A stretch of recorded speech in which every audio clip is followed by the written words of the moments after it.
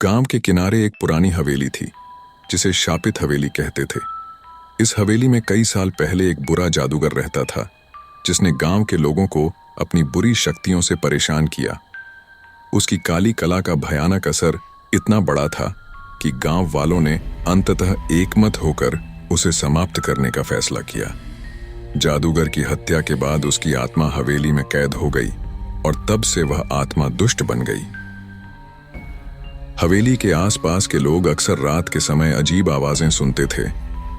कुछ लोग कहते थे कि उन्होंने खिड़कियों के पास एक धुंधली आकृति देखी है जो उनकी ओर घूरती थी, लेकिन कोई भी उस हवेली के करीब जाने की हिम्मत नहीं करता था।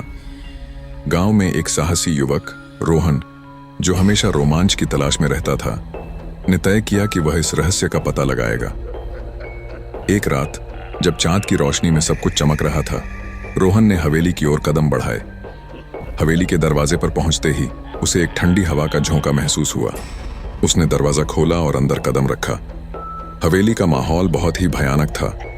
दीवारों पर उकेरे गए अजीब निशान और धूल से भरी फर्श ने उसे डराया, लेकिन रोहन ने अपने साहस को बनाए रखा। जैसे ही वह अंदर गया, अचानक एक तेज आवाज गूंज उठी। तुम यहां क्यों आए हो? यह आवाज दुष्ट आत्मा की थी। रोहन ने हिम्मत जुटाकर कहा, मैं तुम्हें डराने नहीं आया, मैं तुम्हारे रहस्य को जानना चाहता हूं। आत्मा ने हंसते हुए कहा, तुमने अपनी मृत्यु को आमंत्रित किया है। रोहन ने महसूस किया कि आत्मा उसे अपनी जादुई शक्तियों से नियंत्रित करने की कोशिश कर रही थी, लेकिन उसने अपने मन की शक्ति को एकत्रित किया और कहा, मैं तुम्हारी शक्ति से नहीं डरता। तुम केवल एक आत्मा हो और मैं एक जीवित इंसान हूं। उसकी यह बात सुनकर आत्मा का चेहरा गुस्से से भर गया। आत्मा ने अपने जादू का प्रयोग किया और हवेली की दीवारों में से काले धुएं का एक गुब्बार निकाला, लेकिन रोहन ने ठान लिया कि वह इस आत्मा को हराएगा। उसने अपने भीतर की शक्ति को जगाया और एक पुरानी मंत्र का जाप करना शुरू किया जो उसने अपने दादा से सुना था। यह मंत्र आत्मा को कमजोर करने के लिए था।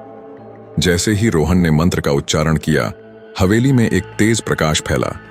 आत्मा की चीखें गूंजने लगीं और वह धीरे धीरे कमजोर होने लगी। अंततः रोहन की शक्ति ने उस दुष्ट आत्मा को हवेली से बाहर निकाल दिया। आत्मा ने एक आखिरी बार चिल्लाते हुए कहा, मैं लौटूंगा, और फिर वह गायब हो गई। गांव के लोग जब रोहन को हवेली से बाहर आते देखे तो उन्होंने उसे गले लगाया। उन्होंने समझा कि अब हवेली पर से दुष्ट आत्मा का साया समाप्त हो गया है। रोहन ने साबित कर दिया कि सच्ची हिम्मत और ज्ञान से किसी भी बुराई का सामना किया जा सकता है।